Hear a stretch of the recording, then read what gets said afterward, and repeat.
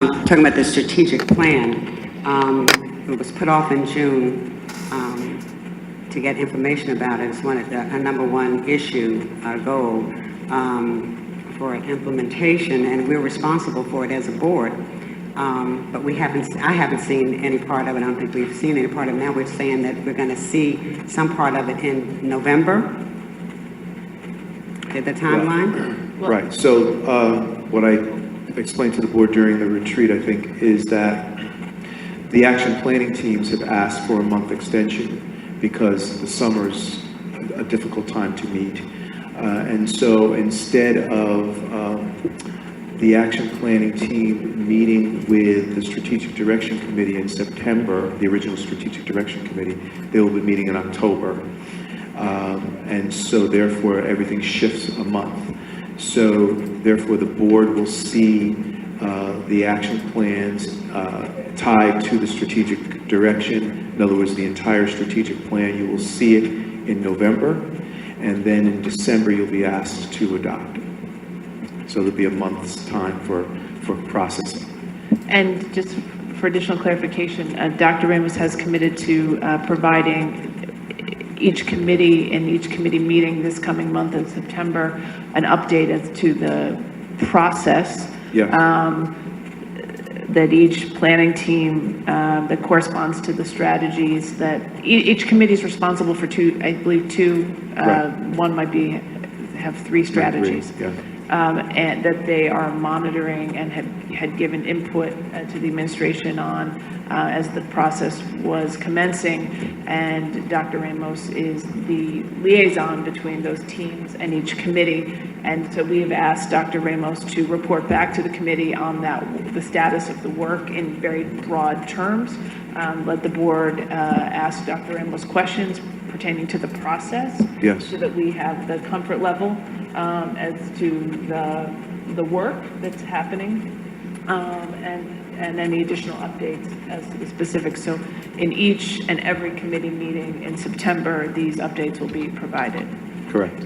On the process. On the process, and we can ask questions regarding kind of where each team is in its work, general questions without the specifics of the recommendations, as I understand it. Correct. So it's all a big secret. We don't get the No. information that we need. I mean, we're expected to have a month in November to look at it and then to approve it in December.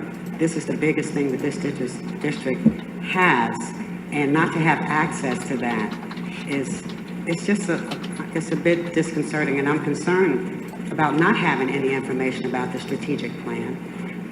We had, as I said, we were supposed to have a meeting, information on it in June, and we ended up canceling that board meeting, but we still had a meeting, but we didn't have that information. And then July comes along, and then here we are in August, and we're talking about November. So we, to use your phrase, we leapfrogged to November.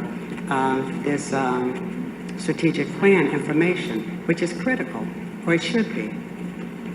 I'm just, maybe, Mr. Salim?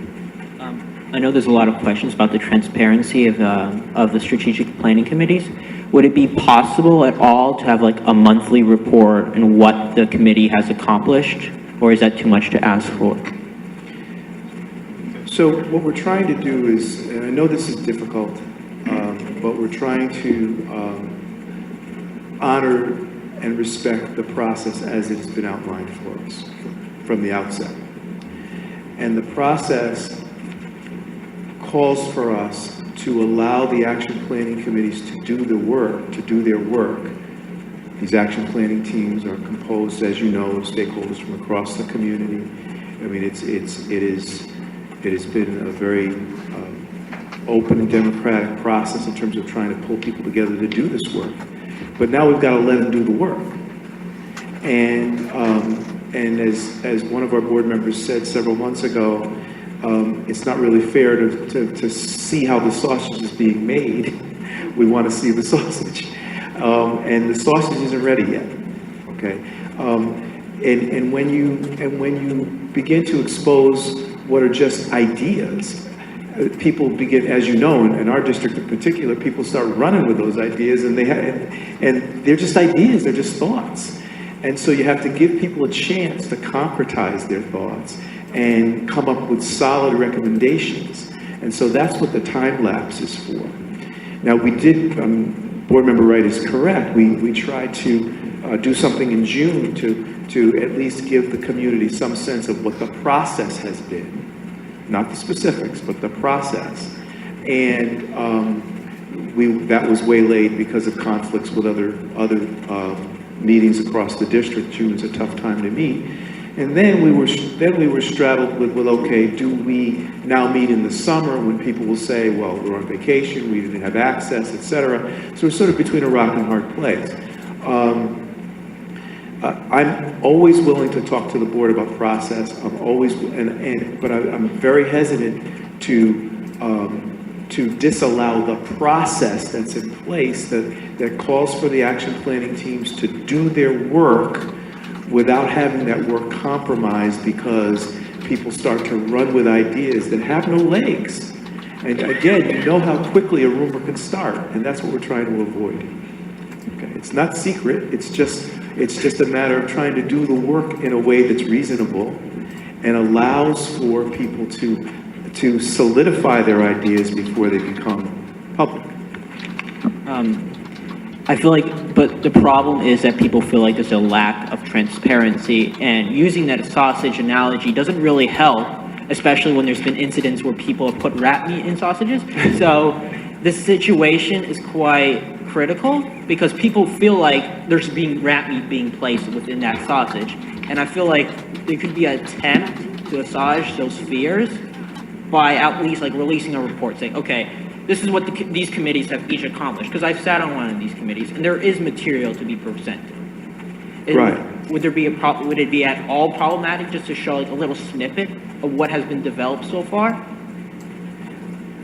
Again, I will repeat for everyone's sake that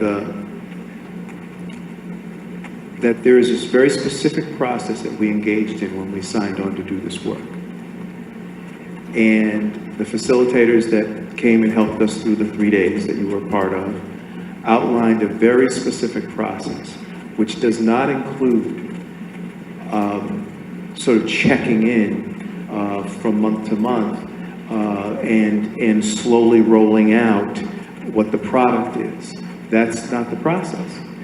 And the process is as it's been outlined. And if we decide, and we can, if we decide to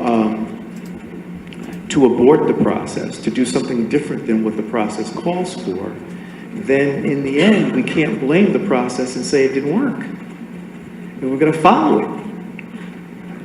So that the process is, you know, as you heard me say before, we need to let the process do what the process does. And in this instance, what the process is intended to do is allow the action planning committees to flesh out their ideas to completion before they are rolled out. And if we roll them out prematurely, then people will potentially get the wrong idea, and those wrong ideas will take a life of their own. And we've seen it happen many times right in this very room, that those wrong ideas become long lines in public speaks when they aren't real.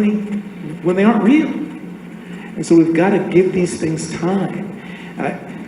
On some level, we've got to trust one another. This is our community doing the work. It's not like we're bringing in paid consultants to do this work. It's us. We allocated $15,000 for consultants to facilitate come the process. To facilitate this. And, right. and at least we could have, you know what, Dr. Ramos, at least we could have a draft. Or something, but the bottom line is we're still talking process. We've been processing for quite some time with postponements, and I think that's the problem. We say we're doing the process, and we say we're going to see something, then there's a postponement, and then it jumps from one thing to another, and we leapfrog, and the bottom line is we're not hearing anything. We have a lot of work to do, but I don't want to be here all night. So is can I not So yet. I'm sorry, we have other board members who've all been lining up to speak. So Ms. Pye, then Ms. Lawson Mohammed, I wanted to just clarify a review point in the process, and then we'll get to Ms. Doherty. So Ms. Pye, Ms. Lawson Mohammed. Yeah, I'll make it quick. I mean, I don't want there to be a perception that we are holding tight to a process just for the sake of holding tight to a process. We agreed to this process because it was the best way to get to the work that was needed. Constant updates, us having, things leaking out into the public that wouldn't be productive to the process is not Like- going to help. Like what could leak out to the public Well, that could I be think so if detrimental you look to at our something community that's and our district? half-baked and then it gets out there and it causes, panic and confusion. I mean, this is not about lack of transparency. It's just about people having airspace to do some really important work. And I do agree with you that there was an update that was missed about how the work is progressing. And Dr. Ramos should and will address that, it sounds like, within the committees. Because as board members, we need to make sure that the work is moving forward. But I just want to remind everybody sitting here that we agreed and aligned to a process only because we felt like it was the best way to get to completion of the work. And let's not forget that now, a couple of months later.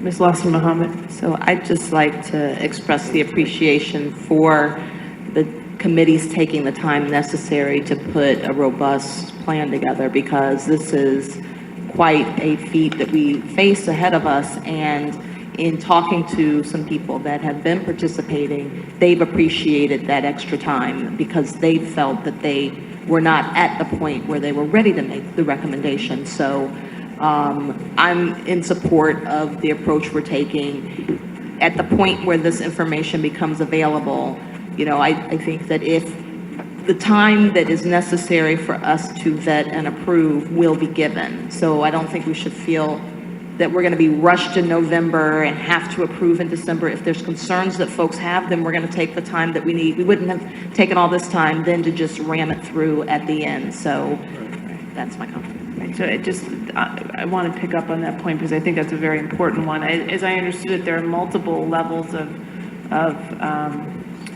both reporting out from this process, right? First, the action teams will report to the Strategic Direction Committee, and that's when all the different recommendations of the action teams will have a synergy, right? And will be evaluated in totality and perhaps further revised in terms of how they fit together or don't. So that's one point.